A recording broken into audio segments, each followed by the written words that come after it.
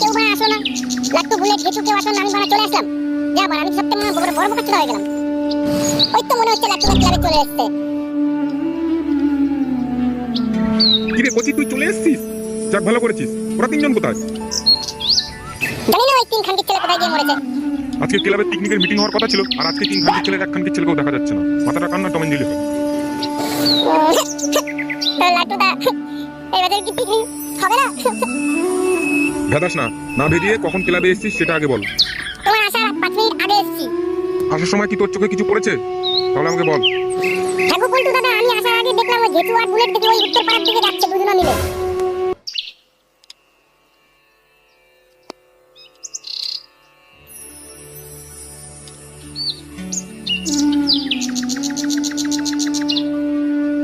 আরে বুলেট, ঘেটু, তোরা কোথায় যাচ্ছিস?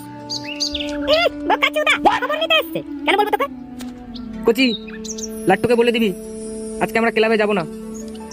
ঘেচু আর আমি আজকে এক জায়গায় যাচ্ছি, আজকে আমরা ক্লাবে যাব না, লাট্টুকে বলে দিবি। বোকাচোদা, তোমরা যে কোথায় পুটকি মারতে যাবে সেটা জানা আছে ভালো মতনই। কোচি, মুখ সামলে কথা বল কিন্তু। নয় কি করবি বোকাচোদা? না হলে বোকাচোদা তোর মুখে পাতলা গু ছুঁড়ে মারবে। কি করে একটা বড় ঝামেলা চুদাচ্ছে। কোচি, লাট্টুকে বলে দিবি আজকে আমরা ক্লাবে যাব না, আজকে আমরা এক জায়গায় যাচ্ছি। তোমরা যে কার পুটকি তেল বের করতে যাচ্ছো কে জানে? আমি তো লাট্টুকে বলবো এই সব কথা। এখনই যাচ্ছি আমি ক্লাবে, দাঁড়াও।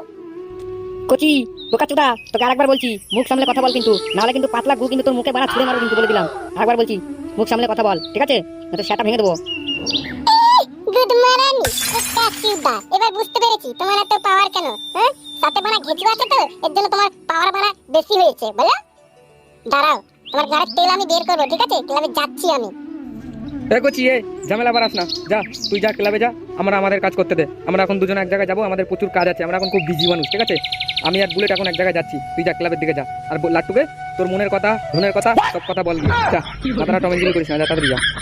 চল বুলেট, আজকে তোকে আমি এক জায়গায় নিয়ে যাবো, দেখে তোর চোখ কপালে উঠে যাবে। মাগো, কি বলছো ঘেচুদা? আমার চোখ কপালে উঠে যাবে। হ্যাঁ রে বুলেট, ঠিকই বলেছি, চল তাড়াতাড়ি, পা চালিয়ে তাড়াতাড়ি চল।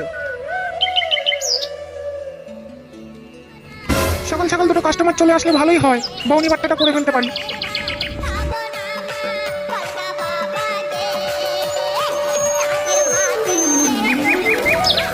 ও মা গো, পল্টুদা কত সুন্দর চায়ের দোকান খুলেছে। একটা চাই রে।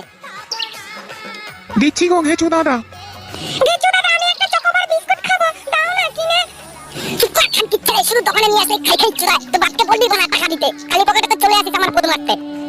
আহো ঘেচু, তুই এমন করছিস কেন? চুপ কর বোকাচোদা, তোকে যেটা বলেছি তুই একটা চা দে। মা, লোকের চাপড়ায় তেল দিস না, কার ভেঙে বাড়া এখন দোকান পত্র লাঠি তুলে দেবো। এনাও ঘেচু দাদা চা। কি বলছিস রে?